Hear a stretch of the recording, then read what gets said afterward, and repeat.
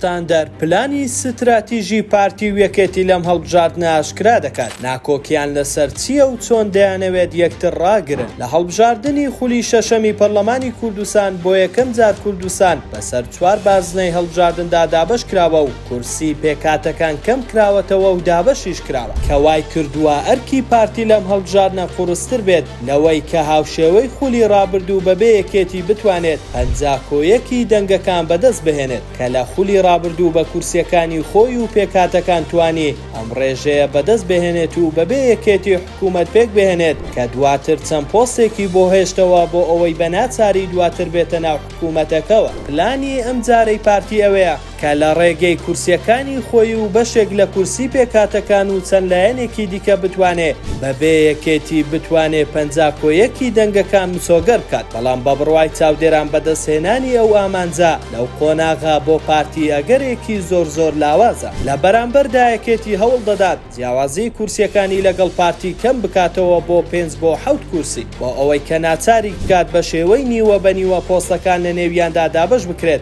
چیتر پارتی ئەوە بەکار نەهێنێت دژی بڵێ کورسیەکانی تۆ لە ئێمە زۆر کەمترە. وەیە هەموو ئامانجیەکێتی لەم هەڵبژاردنە کەمکردنەوەی ئەم جیاوازیە لەگەڵ پارتی و بۆ ئەم مەبەستەش سەرکەوتنەکانی خۆی لە کەرکووک و مووسڵ دەیەوێت بۆ ئەم ئامانجا بەکار بهێنێت. بەڵام تاوەکو ئێستا دیار نییە هەموو ئاماژەکان بۆ ئەوەن کە کورسیەکان لە خولی شەشەمی پەرلەمانی کوردستان لە نێوان هەردوو حیزبی دەسەڵات گۆڕانکاری بەسەر دادێت.